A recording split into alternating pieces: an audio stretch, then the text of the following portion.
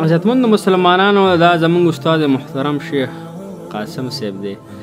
دا دوه درې خبرې تاسو وره ډېر په زړه اثر لرونکي په زړه باندې ډېر په بېدردۍ سره ورتلونکي خبرې دي. موز برته کوم بچو ته بدل سبق خیمه قرآن به ورته خیم موز به ورته خیم جنازه به ورته خیم خیر دی که ته کنزل کینو کوه که ته بدرد وینو کوه که ته غیبت کینو کوه خو زه چې کوم دی د دین کار نه پرېږدم. د الله د دین کار دا د عالمانو صاحبانو د دیندار خلکو نه اخلي او څوک چې د هغې سره بیا چې کوم دی مرسته کوي امداد کوي نه الله د هغې نه هم خوشحالېږي. ځکه الله فرمایي کن عالما او متعلما او خادما او محبا ولا تكن خامسا والا فتهلك. یا خو علم وکړه عالم شه.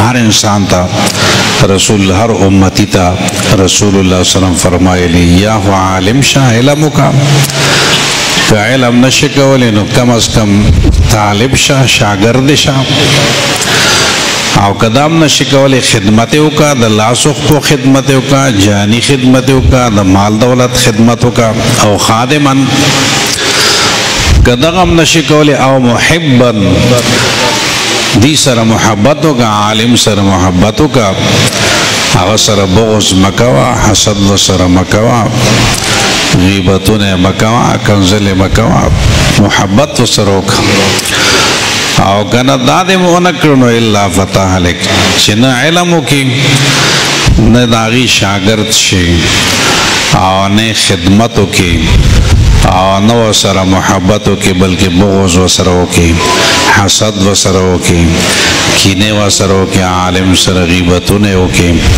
حضور علیہ السلام فرمائی وَإِلَّا فَتَحْلِكْ بیات انتظار کو تم ہلاکی گی اور تم خرابے گی استاد دنیا آخرت بخرابے گی. نن الحمدللہ علماء کرام دا دین خدمت پہر سطبانا چکم دیا کئی لہذا دا قرآن و مجید تلاوت من مسلمان تاسو په ویډیو کتله چې الله چې حضور پاک صلی الله علیه وسلم فرمایي چې یا عالم شه یا طالب شه یا ردی خدمتگار شه یا محبت کوونکی شه انظم نشي ګنې حالات نو ګورو موږ سره محبت کوو بغض کوو کینه ساتو غیبت کوو موږ سرنګي کارونه د علماو سره کوو. الله جل شانه دې موږ په علماو کې برکت واچي. الله جل شانه دې یو خبره د لحاظ قابله کوم د عزتمند مسلمان علماو لیکلي دي د کوم انسان چې په علماو په رد بد وي د هغوی سره اختلاف ساتي بغض کینه وساتي کنځلې ردې بدې ورته وي د ده په خاندان کې به په لستو پشتو کې الله جل شانه عالم نه پیدا کوي. د الله د رضا دپاره بس کوي عالم هر رنګ د زمانه خلک الله څه فرمایي انما یخشى الله من عباده العلماء. الله په خپله فرمایي چې عالمان زمانه د ټولو نه زیات تېرېدونکي خلک عالمان دي. الله په خپل کتاب کې فرمایي که یو وړوکی عالم شي د کمې درجې لکه یو طالب العلم شي زه به ځان وایم چې زه ډېر کمزوره انسان یم.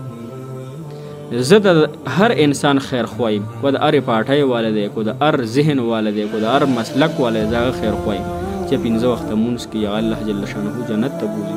نو چې یو وړوکی طالب د امت خیر خواه نه یو غټ عالم به د امت خیر خواه نه موږ نه پوهېږو زموږ په عقل باندې د قمغلتوب پټۍ لګېدلې شیطان دوکه کړي. الله جل شانه دې موږ پوه کړي. جزاک الله خیره.